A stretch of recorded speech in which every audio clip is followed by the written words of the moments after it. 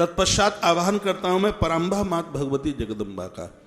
प्रथमम शैलपुत्री च द्वितीयम ब्रह्मचारिणी तृतीयम चंद्रघंडेति कुसुमांडे चतुर्थम पंचम स्कंद मातेति षष्ठम कात्यायनीति च सप्तम काल रात्रिति महागौरीति चाष्टमम नवम सिद्धि दात्री च नवदुर्गा प्रकीर्तिता। और ये पश्चिम बंगाल की तो धरा जो है ये तो माँ पराम्भा को बहुत मानने वाली है, और शायद इस बंगाल से ज्यादा और तो माँ के बारे में शायद कोई जान भी नहीं सकता होगा। माँ पराम्भा काली सी धरती पर प्रकट हुई, और वह मैं आपको निवेदन कर दूं, नवरात्रा का दिन था और उस दिन अष्टमी थी।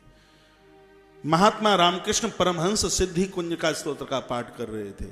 उसी समय उनकी पत्नी माता शारदा चल करके आई, और यह दुनिया की पहली घटना थी कि विवाह के समय पर परमहंस की उम्र 22 वर्ष की थी और माता शारदा की आयु 6 साल की थी। ये लौकिक विवाह नहीं था, ये संबंध अलौकिक था। 6 और 22 में बहुत अंतर है। इतना अंतर तो भगवान राम और माता जानकी में भी नहीं था जितना अंतर इन दोनों में। नवरात्रा का समय था, सिद्ध कुंज का स्तोत्र सिद्ध था परमहंस को। 32 नाम मेरे निवेदन पर कंठस्थ कर लेना, देवता आपके ऋणी हो जाएंगे। 32 नाम है दुर्गा सप्तशती में, अद्भुत है 32 नाम। मैं रोज करता हूं मां की कृपा से। तो वो सिद्ध कुंज का स्तोत्र का पाठ कर रहे थे, इतने में मां सामने से चल करके आई शारदा मां, और कहने लगी इतनी देर हो गई यार, थोड़ा दूध तो ले लेते। परमहंस रो पड़े। परमहंस ने कहा मां तू मेरा कितना ख्याल रखती है, मैं तेरे लिए कुछ भी नहीं कर पाता। मां नवरात्रा की अष्टमी, आज मैं तेरे चरण धो करके चरणोदक लूंगा। शारदा ने कहा बावले हो गए हो, पागल हो गए हो, मेरे साथ तुम्हारी 7 भांवरें पड़ी हैं, तुम्हें इतना ख्याल नहीं है? तुम्हें इतना ख्याल नहीं है कि पति का हाथ धोखे से भी पत्नी के पांव में लग जाए तो उसके सब सत्कर्म समाप्त हो जाते हैं। मां शारदा बोली। ये शब्द तो सुने ही नहीं परमहंस ने। परमहंस खड़े हो गए और मां शारदा के पांव धोने के लिए जैसे कदम आगे के लिए बढ़ाए, मां शारदा दौड़ पड़ी और पीछे परमहंस भागे। लोग देखें कि परमहंस को हो क्या गया, और ज्यों ही परमहंस शारदा माता के पांवों में नीचे के लिए गिरे, उतने में ही मां शारदा में पराम्भा मां भगवती जगदम्बा काली प्रकट हो गई। जिस मां काली के नाम से आज कलकत्ता को लोग बड़े आदर के नाम से जानते हैं। बात उस समय की थी, महाभारत का युद्ध होना बिल्कुल तय हो चुका था। उधर 11 अक्षौहिणी सेना आ चुकी थी दुर्योधन के पास, इधर धर्मराज युधिष्ठिर के पास 7 अक्षौहिणी सेना तैनात थी।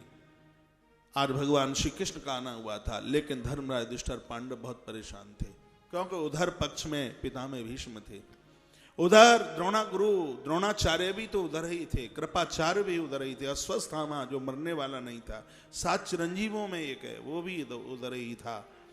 तो इधर बड़ी व्याकुलता थी, बड़ी दिक्कत परेशानी थी, और सब खामोश थे कहीं से युद्ध को जीता कैसे जाएगा। जिस पक्ष में इतने बड़े महाबली खड़े हुए हैं, तब सहदेव खड़े हुए।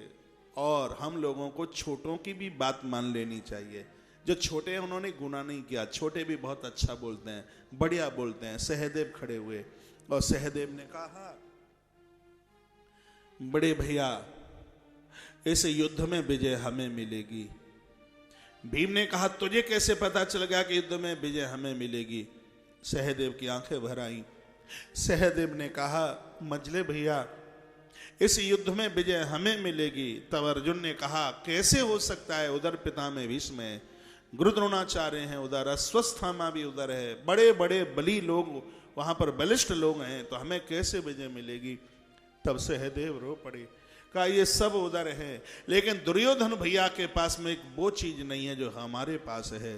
तब धर्मराज युधिष्ठिर ने पूछा सहदेव वो क्या है हमारे पास जो दुर्योधन के पास नहीं है? तब सहदेव रो पड़े। सहदेव ने कहा बड़े भैया हमारे पास द्वारका के कृष्ण हैं जो दुर्योधन के पास में नहीं है, इसलिए विजय हमारी होगी। सहदेव के इसी वाक्य को भगवान वेद व्यास ने गीता के अंतिम श्लोक में लिखा है, यत्र योगेश्वरः कृष्णो यत्र पार्थोर्धनुधरा तत्र श्री विजयोर्भूति ध्रुवा नीतिर्मतिर्ममः। इस श्लोक का अर्थ है जब जब इस धरती का कोई भी व्यक्ति भगवान को अपने पक्ष में कर लेगा, वो भगवान के बगल में खड़ा हो जाएगा, तब तब संसार के विकारों के रूप दुर्योधन को वो जीत लेगा। संसार उसका कुछ बिगाड़ नहीं सकता। एते चांस कलाम पुंसाम कृष्णस्तु भगवान स्वयं। ऐसे भगवान कृष्ण का हम वंदन प्रणाम करते हैं। आप जितने भी महानुभाव हमें सुन रहे हैं, चाहे टेलीविजन पर चाहे स्थानीय रूप से, आप सबके घर में गोपाल लड्डू होने ही चाहिए, लड्डू गोपाल होने चाहिए। इनके द्वारा घर का उत्सव नहीं रुकता, वंश निर्वंश नहीं होता। ये भगवान श्री कृष्ण की बहुत बड़ी सौगात है। और ऐसे भगवान माधव का हम इस पवित्र व्यासपीठ से अति आदर, मान और सम्मान करते हैं।